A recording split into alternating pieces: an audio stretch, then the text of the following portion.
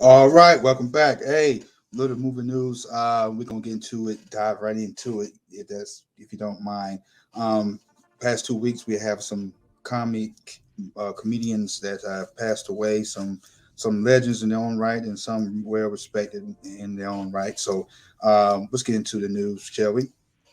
Right now, Norm MacDonald died September 14th.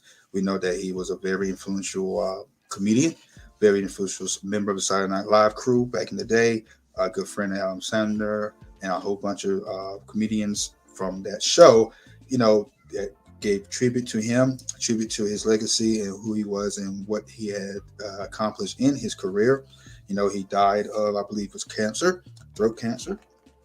I'm gonna make sure he died at 61 years old.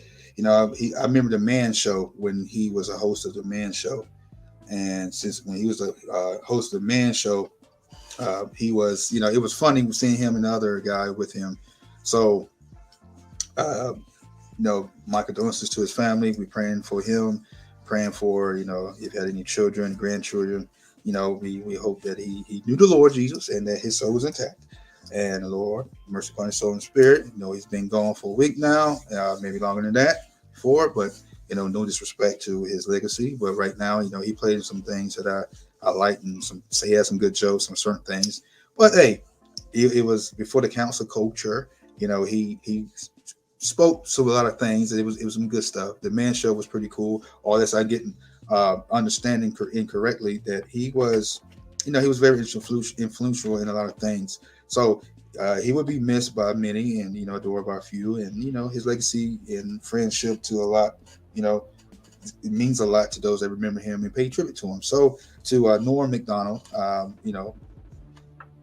bless you, bless your family. And we hope that the grieving period that they're in right now are getting over with or still in, that, they're move on and have better days and remember the times they had with you and cherish the times and you had on earth. So God bless your family.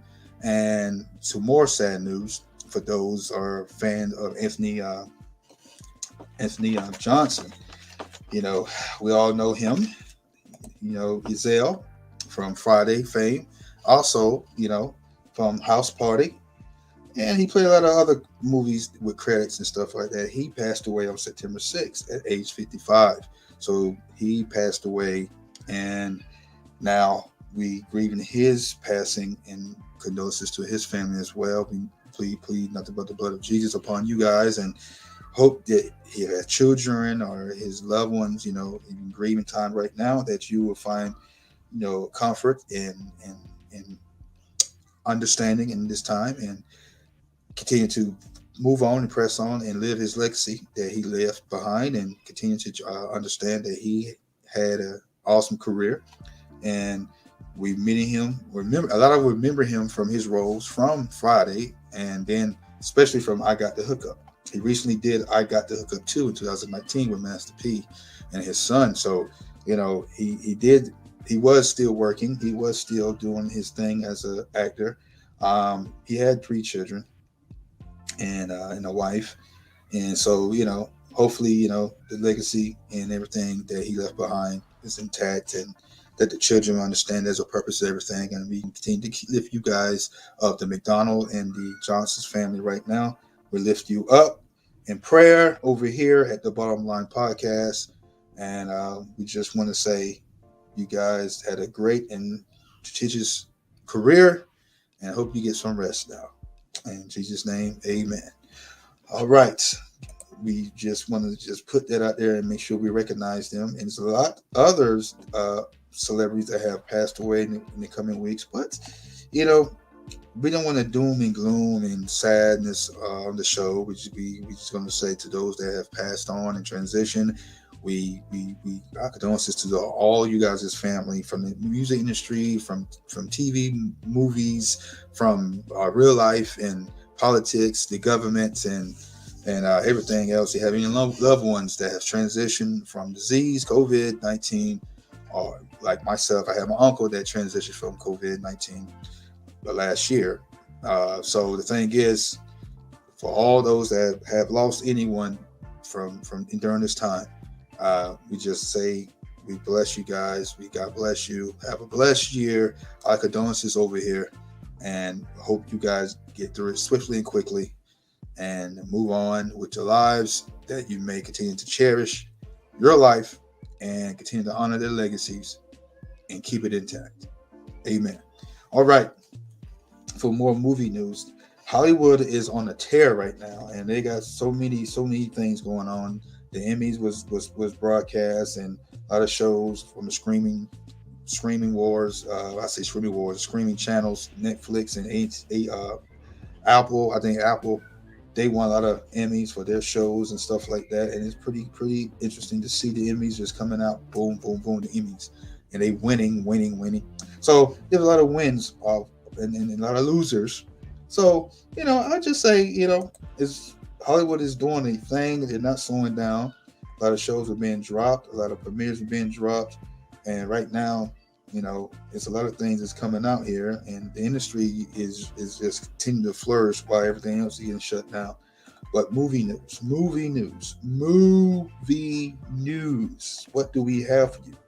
A few weeks back, and I'm excited about this, and I hope it's still on the table in the cards.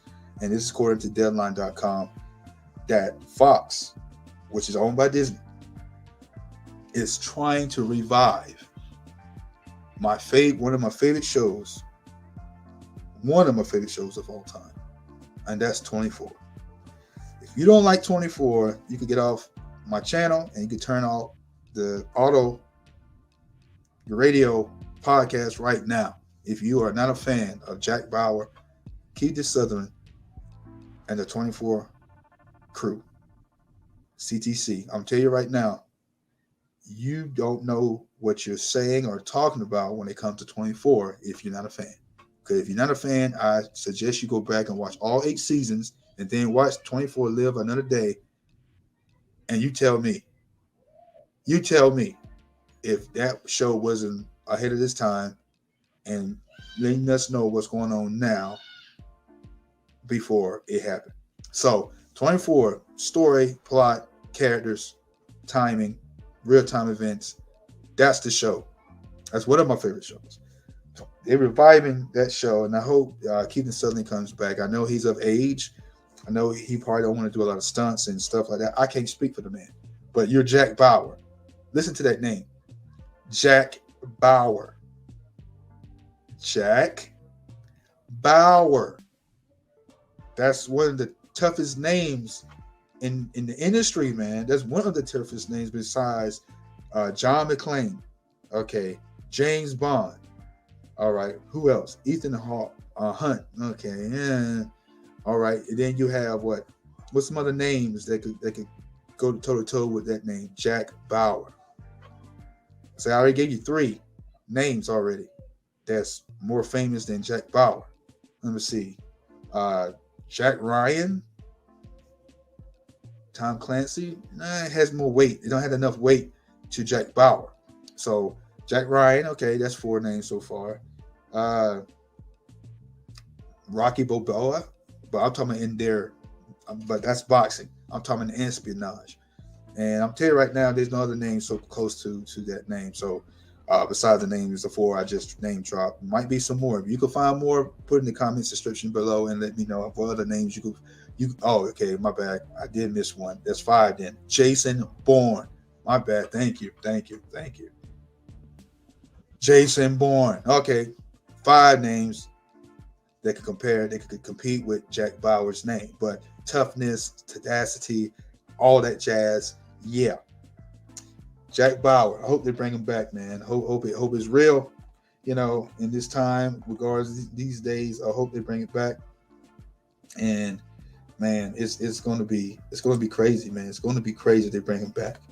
Tom Hanks has a new movie called Finch, Finch.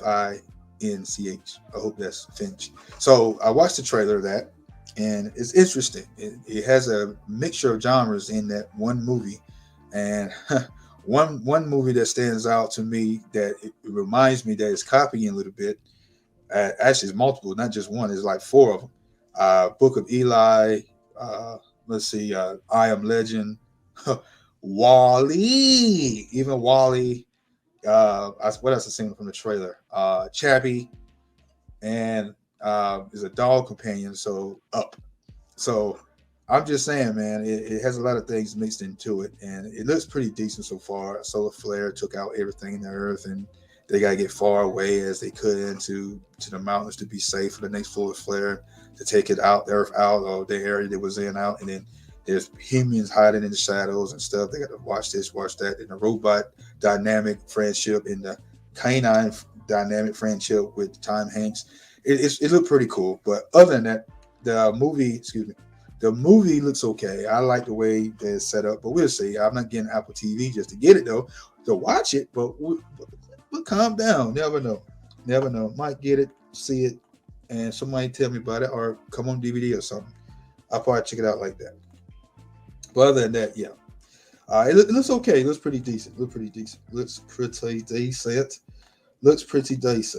So, and then, weekend 3 of, the box office, Shang-Chi, number 3, repeat. Number 3, repeat. Third repeat in the box office during the pandemic. So that means Disney is doing some things right. Marvel is doing some things right with their properties. That movie has made $21.5 million third weekend. So number one movie in the theaters 3 weeks in a row. So what's coming out against it? What's going to come out and going to dethrone, Shang-Chi besides Venom 2? Venom, Let There Be Carnage coming out October 1st. That's the only one I see that's going to take business away from it. But by the time it gets to October 1st, Shang-Chi is going to be in his, maybe 5th or 6th weekend. No, 5th weekend. So, no, it's going to be in, 5th weekend. And the hype is already dying down as we speak. So, well, actually, it's not, because it's number one for 3 weeks in a row. So, excuse me. Number 1 3 in a row. So, the hype is not dying. Excuse me, but it's making business during the week too as well. So, we'll see. We'll see what happens. I think that the hype level for that movie is still high. I'd said it wasn't, but I changed my mind because I haven't seen it yet. I know you're like, how you're a film critic, you haven't seen it yet. I haven't. I heard everybody else's review. I ain't heard my review of it yet. So you calm down. Guy. Calm down. You calm down. I will watch it and I will give you my review as soon as I watch it. Okay? So calm down. All right. Moving along. Matrix 4. Got mixed thoughts about that. What are my thoughts about Matrix 4? I'm going to tell you what my thoughts are. The trailer is the trailer is deceiving us. You know how they make trailers and it's not as looks as it seems, okay? There's some deception going on, and I don't like being deceived in the trailer then watch the movie, and then the movie's totally different and the angle is totally different. I'm starting to get those Matrix Reloaded vibes going on with this one. First, my thoughts on it. I do not see no reason, or let's repeat that. I don't see why they made a Matrix 4. What's the purpose of it? Neo died, Trinity died in part 3. So why are you bringing them back for part 4? Maybe I just have to watch and see the angle again. They bringing some elements from part 1, which nostalgia purposes and tired out practice. Okay. Trailer has some good action, some reminiscence of, part 1. At the same time, though, he looks like John Wick, so that's kind of throwing me off. Because is John Wick actually Neo from the Matrix? We'll see. So that's a theory. He looks the same, and might kill the same. So now he has superpowers. So John Wick, if he actually is Neo, that would be a good twist. Not like I would dig it, but I don't see no reason to make a sequel to the Matrix because some franchises are not meant to be revived. Some franchises are not meant to bring back. Matrix are one of those franchises. You end it, you shut it down, and there's no reason to revisit. But you did revisit. So now Warner Brothers need a hit badly, I guess, after Godzilla versus Kong. And so now they about to get it. And December, we're going to see how this movie fare against Spider-Man No Way Home, which is going to be the biggest movie of this year. But I don't see no reason why to make it. You can bring Lawrence Fishburne back. You can bring none of the other original crew back. You just made a new Morpheus, red and blue pill, made it obvious where it's going with the narrative. And we'll see how everything unfolds. I'm not going to judge the movie by the trailer only. But right now, I'm still biased on it. I'm still got my speculations on it. So we'll see how it pans out. We're going to see how it pans out. So right now, those things right there is those are the main things that people are looking at right now in the box office. Venom, Let There Be Carnage, 90-minute runtime. Now let's think about that. A sequel to a highly clear acclaim. Well, it's not really highly clear acclaim because it almost made some money, but it was panned by a lot of people. But still, to me, it brought Venom to the main fray and it made him look good without the origin of Spider-Man. So that's one thing I hated about it. But other than that, it still was a good movie, good time. Part 2 looks crazier than part 1, but with the short runtime, what kind of story and pace are you going to have for this movie to be a factor and impact in the box office? Is there a purpose why you made it the way you made it? And is a purpose why that it's short or really got no really detailed message in it? Just let me know when whoever watches first on October 1st, because I don't just go straight to the movies and watch. I should if I have that type of time. I don't have that type of time. But when I get opportunity to watch it, I will give a review on all the movies and TV shows on this channel and on this podcast. So yeah. Also though, it does look good. I like how they got Venom. Tom Hardy, he's great producer, great actor, great creator of voices and other things become the characters. He knows how to bring characters out. Woody Harrelson being Carnage. To me, I think he's too old. But when he plays psychotic roles, he brings it out. So we're gonna see. Not judging him, man. It's not judging. It's just looking at the script. I think he's almost in his 60s now. Maybe Will Harrison. Is he in his 60s or 50s? He's up there, but he's playing a psychopath alien symbiote that's is going to terrorize. I think San Francisco. So it looks pretty cool to me. Looks okay to me. My hopes not up on it, and I'm not super hype on it, so it still look good. Now, this is what really ticks me off when it comes to movies like this, though. People want to spoil the movie. People want to spoil the post-credit scenes and stuff like that. I know they're saying if you don't want to be spoiled, don't read. There's a disclaimer, all this stuff, and then you read anyway, and it spoils everything for you. So I know they're trying to build a hype of a cross universe with the Sony universe, Spider Universe, and the MCU. It's going to be dope when they do it because Spider-Man is my guy. If you didn't know, Spider-Man is my superhero in the comic books, TVs, and he's the solo superhero wise. Spider-Man is my guy.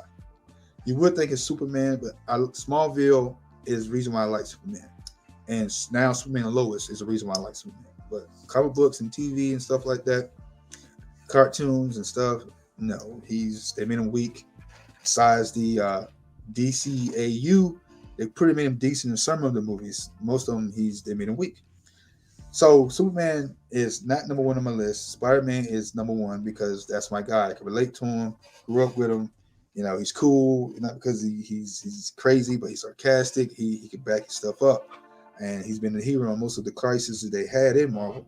So comics history. So and the leader. So Spider-Man has it all. Spider-Man has it all to me, and that's why he's one of my favorite characters. I like the character. I like the plot of the character. I like the character. I like the plot of his comic books.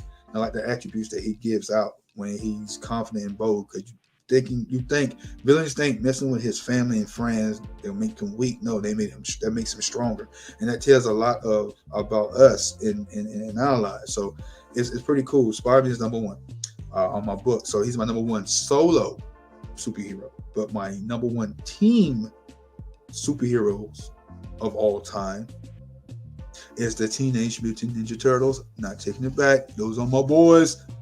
Period. That's the bottom line. So, but we're talking about Venom. The crossover and hopefully it'd be a great crossover if they actually have Venom and Spider-Man finally face to face. But what's the point? They're not linked. They don't. There's no way that he should still not sense Venom because Venom's a symbiote. But at the same time, it should be interesting to see how the dynamic, Venom versus Spider-Man, and then because he should be in this movie helping Venom against Carnage. Because then you have Scream or symbiote going to be in the movie. So if I think Scream, I think it's the other one. So the thing is, you got two symbiotes versus one. So Spider-Man's some shape, form, or fashion should be able to show up in this universe, help Venom. That should have been the movie right there. Spider-Man and Venom versus those two. I don't know how they're gonna do it. I don't know how the movie's gonna pan out, and what's the biggest surprise in the movie besides the post-credit scene that's been spoiled. But other than that, man, if it's a good movie, I will see it. If it's a good movie, people will come to it. So Venom is another high note for the year, but the biggest high note is Spider-Man No Way From Home. I know we all seen the trailer by now. It broke records, beats Avengers Endgame viewing record of all time. So if that's how high this movie is going to hit opening day, and that's in the interest in the people, this movie might be the first movie in the pandemic era. Excuse me for wiping my eye. Yeah, movie might be the first movie in the pandemic era to hit over 100 million first opening weekend or higher, because the hype level for No Way Home, Spider-Man No Way Home, is through the roof, and right now is building nothing but more hype for Doctor Strange and the Multitude of Madness, and it's building more hype for that movie, and the rest of Phase 4 and Phase 5 movies that's coming after it. So the multiverse is here. The multiverse is here to stay, and there's also rumors, according to WeGotItCovered.com, that they want to bring Wesley Snipes to the new Blade movie to give honor and respect to what Blade did for the Marvel movies that we're watching now. That he was the pinnacle and the foundation of what Marvel Studios is today versus what they were back in the day. They're giving all the respect to Blade, that he jump-started the Marvel Cinematic Universe, and I agree with that. Wesley Snipes' character portrayal of Blade should be honored, should be respected, not because he's the first or the second, how you want to put it, between him and Spawn, but black superhero that hits the movies box office. Blade, came out and he set a tone. He was rated R, all three movies. He set the tone for these cinematic movies, and Wesley Snipes' character and portrayal of Blade should be honored in a way that he should be in the MCU in a multiverse capacity as the original Blade going against the new Blade. Then they team up, and then guess what? Make a Blade 4 or something with Wesley Snipes and still let Makai Ali, if I say his name right, be Blade. But right now, there's no other Blade than Wesley Snipes. But that's the rumor that WeGotYouCovered.com reported many weeks ago about the potential team up or fight between the original Blade and the new current Blade. So I want to see that. I want to see how they pull it off, because the Multitude of Madness is off in full effect. Loki showed you that on Disney Plus. WandaVision showed you that on Disney Plus. Falcon and Winter Soldier really didn't show you too much. It showed you some stuff, didn't show you a lot of stuff. So with the new coming movies from Marvel Studios, Captain America 4, Doctor Strange 2, which is going to be pivotal going forward for all the movies. The Eternals, I'm not sold on that. I don't know. I have total faith in Marvel right now. And the reason why I say that, Marvel brings no-name characters and just make them known. The internals, though, the trailer and everything, I wasn't feeling it. It didn't. I don't know if it's going to be good or not. It just doesn't have that spunk, that X factor for me right now. To even consider it a movie to go watch day one or day two, day three. It's not appealing to me right now. So there are entities, celestials, couldn't interfere within the events in the earth, but now they got to interfere because of the variants and all the in the world type nonsense that's going on right now. So, and the way they're fighting, and Jolie's in there, Simon Hayek is in there, awesome. A lot of big names in this movie, and I'm not impressed with it so far. The trailer didn't impress me. I just saw a Superman clone, and everybody else want to be this type of character, showing what their power and worth is, et cetera, et cetera. Homeboy from, excuse me, I call him Homeboy, but I never knew his name anyway, that played in Godzilla vs. Kong as a podcaster's conspirator, and he plays in Atlanta. And then also now he's a superhero in this one.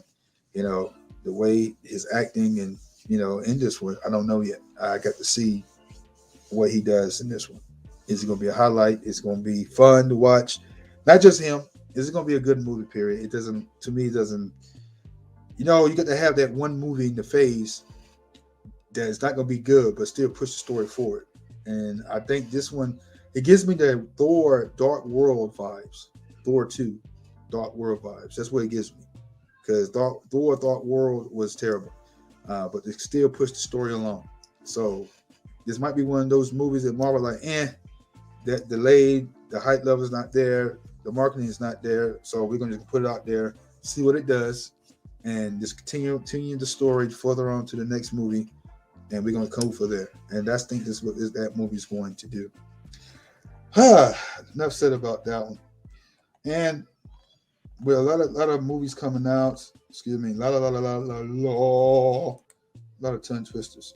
There's a lot of movies coming out, but on my radar, I really don't care about Johnny and Clyde with Megan Fox and everybody else that don't have a care for, not say care for, but don't know who they are.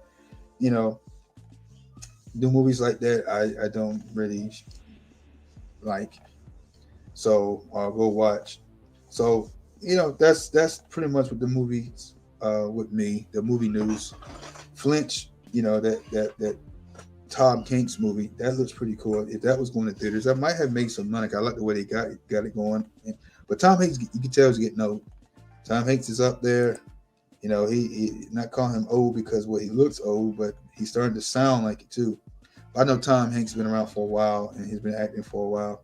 So kudos with Tom Hanks, his acting career, regardless of his other behind the scenes extra activities. Not going there, but I should, but I'm not. So, yeah. But other than that, in Clint Eastwood, Cry Macho. His little take on modern day Western, Gran Turismo was good. Yeah, that's it. It was good. Cry Macho, I like Clint Eastwood. I grew up with him because my mom used to watch Wall High and then Big Bad and all his movies and stuff. Dirty Harry, The Gauntlet, all these movies, Pink Cadillac, all these movies he played in. Some was hit and miss, some was not. I liked when he was Dirty Harry or playing a cop, The Rookie with Martin Sheen. I like those movies he played in. I like his dramas. I like his westerns, Unforgiven with Morgan Freeman, and Gene Hackman. Classic right there. Classic. And The Good, Bad, and Ugly. Classic again. Hang 'em High. Classic. We could name all his movies, his westerns. Most of them are classics, and most of them are not. Outlaw, Jesse Wells. That was a classic because that movie was funny because he was shooting everybody in that movie. If you're gonna hang 'em high. If you're gonna hang 'em, man, make sure you finish the job. Stuff like that. So, but Cry Macho. I seen the trailer. He's 90-some years old, guys. Still acting, directing, still going strong, but he's 91, and his energy and charisma in the movie He's wanting to be that strong leading guy, and that's what I like about Clint Eastwood. He has that go it factor, and I like it. Cry Macho, Cry Macho, Cry Macho. Let me slow down, pronounce these words.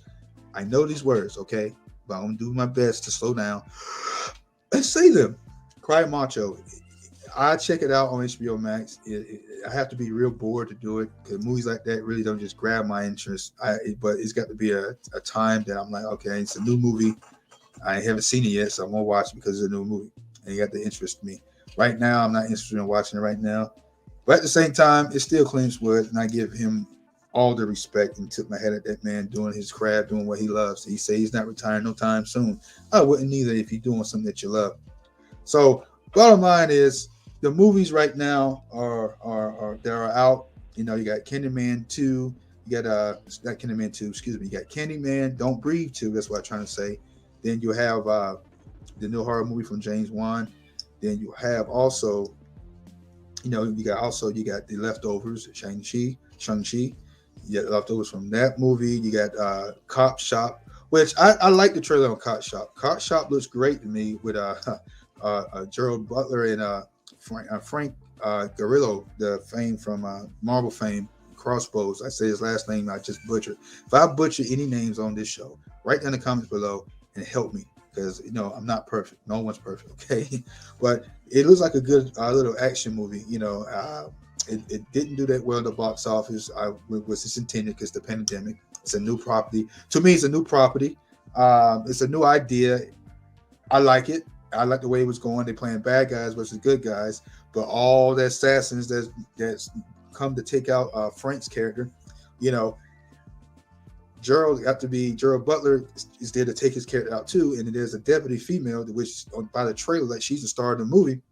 They got to team up to survive, and I don't know what happens in the end. If you actually turn on each other and kill each other, I don't know, but it looks like a good time. So I'll check that out when I get a chance. Not in the theaters though. I'm not gonna waste my money. But when it comes out, I'm streaming, because the streaming is a new cable, a new satellite. Not even DirecTV has a streaming service. So everything is just cable look, we used to call it cable, but now it's streaming. That's all it is. You still got your cable, but it's different. It's a new age, a new digital age, by the way. So it's all digital, and everything's going to be streaming online. Digital. So when that movie comes on digital, I'll check it out, or DVD or whatever, or demand. I'll check it out. The good Lord give me time to do it. But other than that movie looks pretty cool, pretty decent. Right now, I just think that Shang-Chi is going to continue to be dominant. Shang-Chi is going to continue to be the movie to see. And also the Hangover movies. You got Free Guy, which is dominating overseas. Also, the Jungle Cruise is still dominating overseas, regardless on digital and Blu-ray. So it's crazy, man. And Candyman did a pretty good job so far in the box office, and I'm kind of shocked at how much it made so far. Its total gross, $22 million. So for a horror movie, and the budget part was very low, very small too on this movie. Probably was a 1 million to maybe less than that to make this movie. Free Guy, Ryan Reynolds, he's having great success with that movie, and right now overseas is murdering the competition. It's number 2 movie compared to the original movies over there overseas in the Asian market. But right now, total gross for this movie. Well, excuse me, I have to back up for Candyman. Candyman opening weekend was 22 million. That's not the total gross right now. But by the September 19th, Free Guy has made 100 million so far. 100 million. And that's domestic. So overseas though, it has culminated 189,700,000. Total worldwide gross is $298,162,465. So Free Guy in the sequel is coming. You know it's coming. So let's go back to Candyman. I'm gonna see Candyman total right now. Worldwide gross $67,999,695. Internationally, it's made 14 million, but domestically is 53. So that's pretty cool for Candyman and its outing in its transformation to game. Now let's see Cry Macho. Cry Macho. Cry Macho. Cry Macho. Got it. Cry Macho. All right, Cry Macho. Ooh, I think it's the lowest grossing Clint Eastwood movie I've seen in a long time. I only made $4 million domestic, 256,000 international, worldwide $4 million. That's still more money than I got. So I ain't hating on the movie. Like I said, I don't hate on people. But one thing about movies, I don't hate on the production value or what they did to put in to the movie. Only thing I hate when movies come out and doesn't live up to the par is the editing and what the executives had to want in the movie and what they want out of the movie. That's the one thing I hated about the production part of it, because what they want to put in the movie and take out the movie, that takes away from the movie. That's the only thing I hate about that part. Other than that, it's still more money than I have. Let's move on. Now, Jungle Cruise. This movie right here. Domestic is 112,574,412. Now, internationally, it's made 91,971,318. Total worldwide gross is 204,542,730 dollars. So Dwayne Johnson and Emily Blunt is doing their thing. They're talking about sequel. When every time a movie is a 3.5 multiplier overseas, or long legs in the theaters, and it's exceeded its expectations and box office gross and getting their money and breaking even and making a profit, best believe a sequel is coming. A sequel is always going to come. And so it's the new Caribbean, the Pirates of the Caribbean. That's what the Jungle Cruise is. Johnny Depp is out, and regardless, part 6 of Pirates of the Caribbean is coming in, which I don't know why, but it's coming. So I don't know. You can't have Pirates of the Caribbean without Jack Sparrow in a way. So, but Dwayne Johnson got his Pirates of the Caribbean style movie franchise now, and hate to say it, but everything Dwayne Johnson play in besides Skyscraper, terrible, and Rampage, terrible. Besides those 2 movies, everything else he played in was gold. So, enough about him. All right, the new movie, about to butcher this name. Malignant, I guess. Say how much that gross. Domestic, $9,840,084. Internationally, $14,800,000. Total worldwide gross is $24,640,084. So this movie made some money. It did okay. It did okay. So it's a horror movie. So I don't do horror. So let's go down the chart again. So Cop Shop. Let's see how much that made. I'm gonna check it out. I really might check that out. I might actually go to theaters and check that out. Okay, let's okay. Domestic, it makes 2,315,638. International, it made 282,956. Total 2,598,594. Still more money than I have. So for right now, as we speak. Ooh, yeah, think about that, baby. So, all right, Cop Shop, new IP to me in number 6 in the box office right now. Free Guy's number 2, and that's crazy. Paw Patrol. I want to see total gross on Paw Patrol. Paw Patrol worldwide is 103,215,602. So not bad during the pandemic. Internationally, 66,100,000, and then domestic is 37,115,602. So that's not bad for Paw Patrol. I guarantee you, if the pandemic was not here, this movie made gangbusters. Well, to be honest, guys, there's no other movies that I think is worth my time of going over it, because everything else is already in the top 30 or 50. I'm not going to top 30 to 50 movie because it's pointless. It's pointless. I'm going to top 10. Top 10 is where you need to be. So, top 10. Number 1 is Shang-Chi and the Legends of the Ten Rings. Free Guy, Cry Macho, Candyman at number 4. Malignant, number 5. Cop Shop, number 6, which is not bad for new IP. Jungle Cruise is still number 7, regardless. It was number 5. It dropped to number 7. regardless, is on Blu-ray and digital right now. Paw Patrol was number 6. It dropped to number 8. Don't Breathe 2 was number 7. It dropped to number 9. And The Eyes of Tammy Faye is number 10, which doesn't interest me at all. So the top 5 movies, besides the horror movies, Candyman and the Malignant, Cry Macho is on HBO Max, so not going to see in the theaters. Free Guy. I might actually go check that out, see what the buzz is about. And Shang-Chi and the Legend of the Ten Rings. Might be checking that out this weekend. This is 4th weekend in a row. God be the glory. I might take the fam and do it. I might just take the missus, my queen, her birthday month anyway, get her to see some Marvel action, baby. But it's up to the Lord. So wisdom. So other than that, guys, that's the top 10 movies, top 10 right now. We will be getting back with you with some more movie news. Right now, these are the ones I think is worth going over right now. I say that I'm still the verdict on Matrix 4 right now is still out. It hasn't sold me right now. See, my movie of the year so far is Godzilla vs. Kong. It did not disappoint me. Limited the human element, which I liked, and it was pretty cool. Godzilla beat the brakes off Kong. Yeah, he beat him. I admit, Kong could have beat him, but in the end, you had to save him.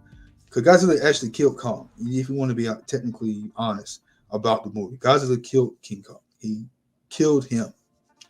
And Kong had to be brought to life by mechanical CPR to save Godzilla that was getting beat by Mecha Godzilla, controlled by King Ghidorah. So, yeah. Then Kong had to come and save him. So I hope more movies come in the Monsterverse. But that's my movie of the year so far. I have watched some movies other than that. Mortal Kombat was okay. I like the direction it's going. Now part 2 better bring the noise. What else that I like that I could brag about this year? See, if the movies didn't stand out, I have to go back and watch it. Oh, the Suicide Squad. It was fun. It was fun. It was the box office bomb. But it was a high Rotten Tomato score, but it still was fun. And matter of fact, the Suicide Squad is not even the top 10. I knew something was going crazy. Suicide Squad has fallen all the way to number 18, and it was 12. So, Zack Snyderverse, we calling on you, baby.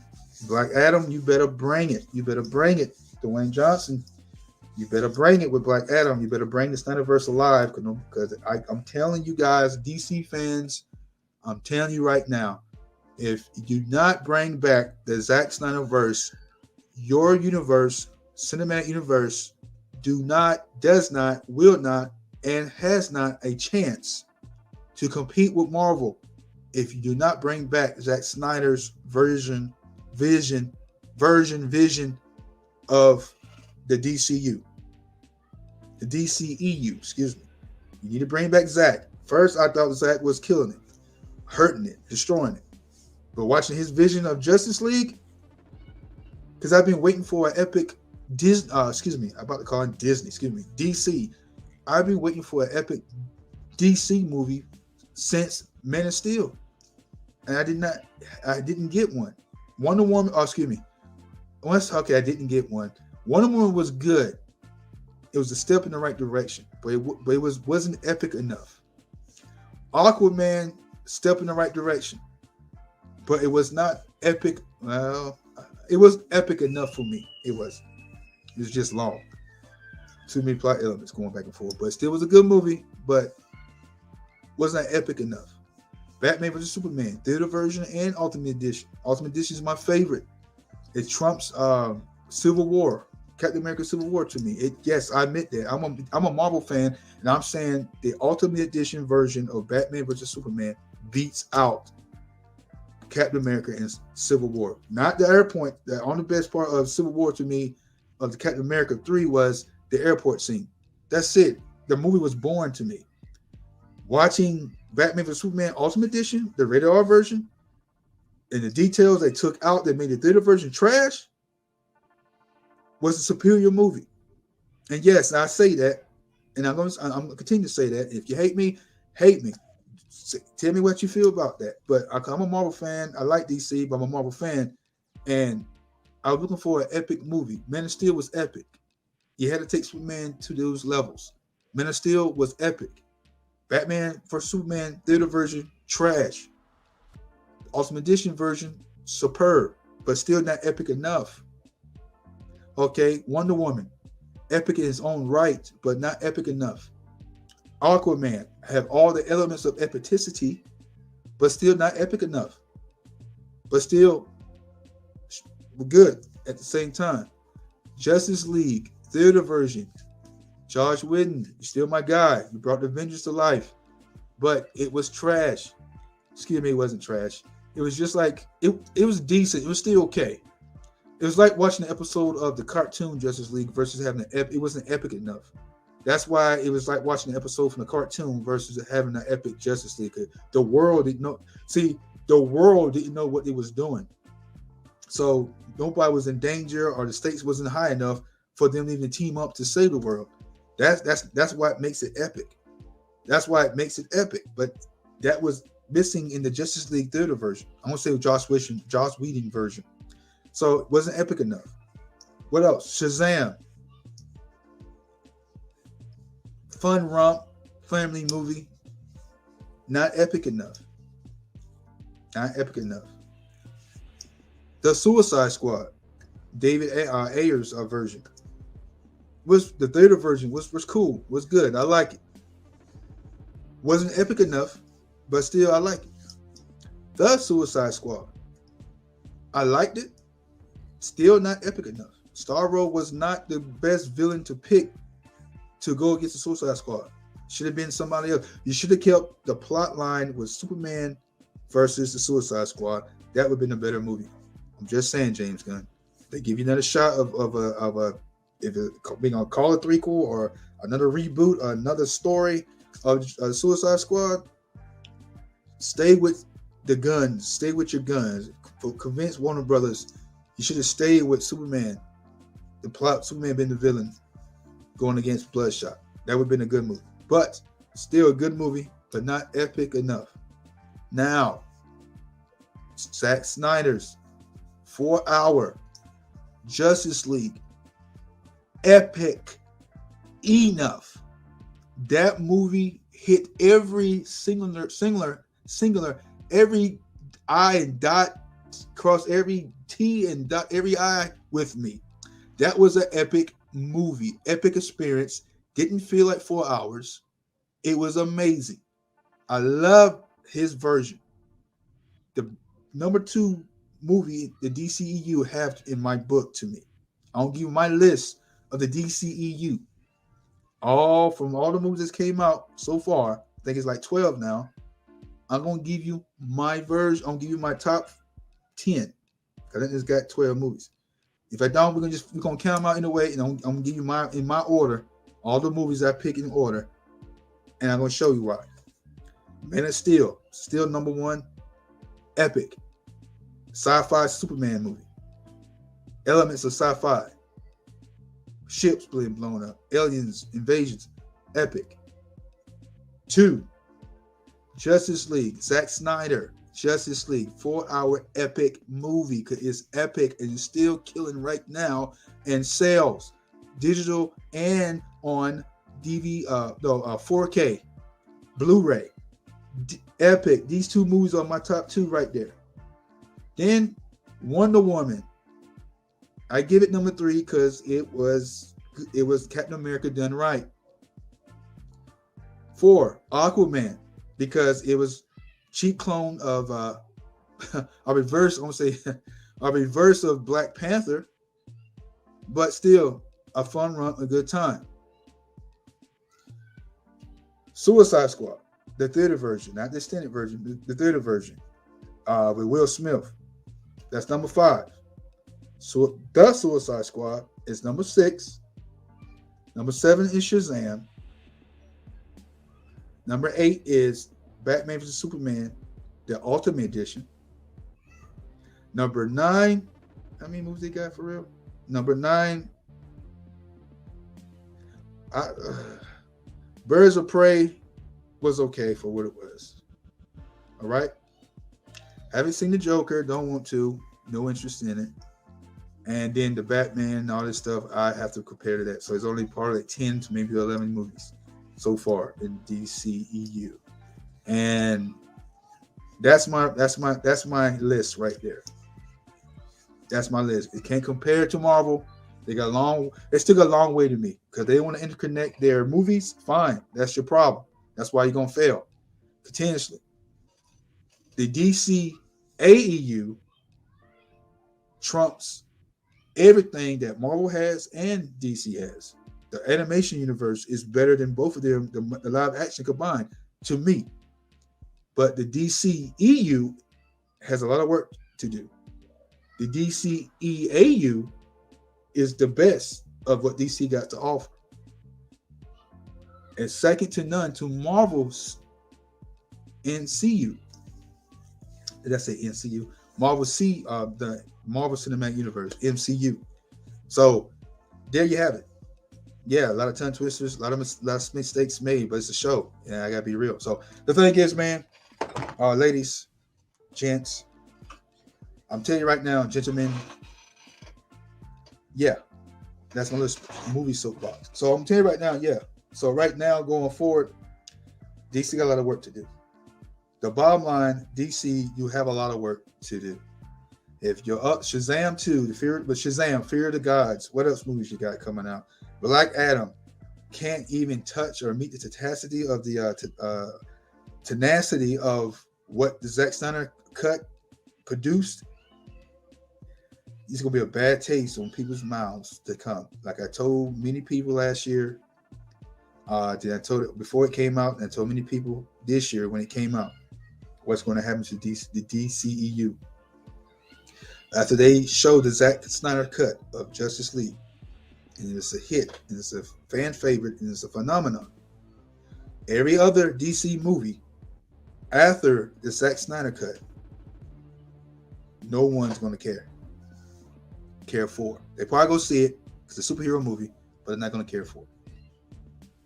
Case in point, the first tragedy, what's the word? I'm going to use a good word. The first victim out the gate, Wonder Woman 84. That movie's trash. Oh, okay. Wonder Woman 84. You see why I didn't put that on my list, because that movie's trash. That movie's trash. That movie is trash. Bottom line, that movie's trash.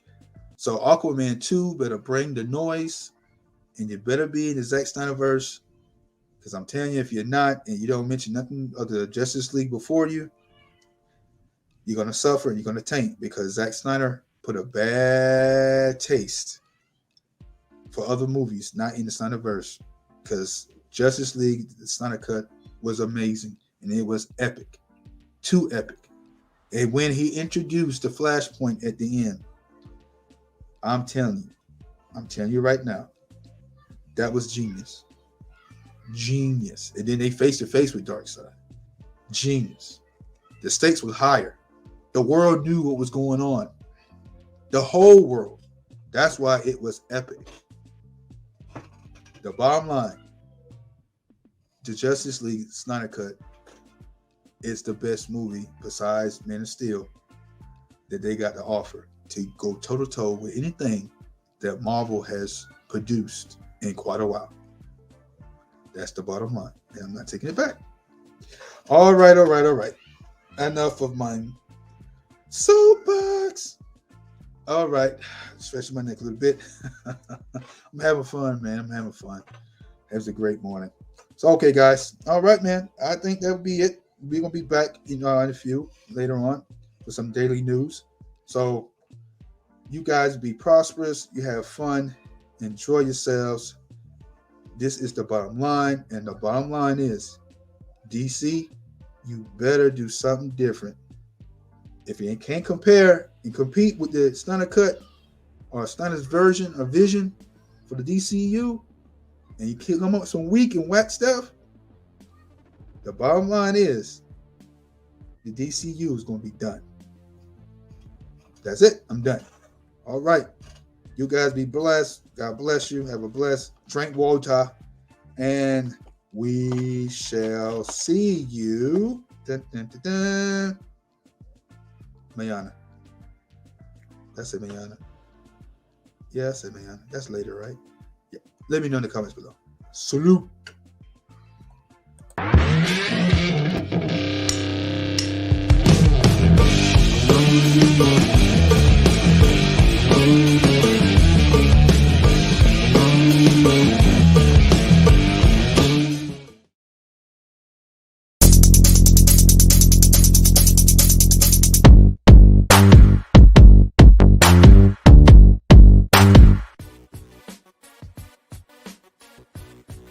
The Bottom Line, weekdays on LDB TV.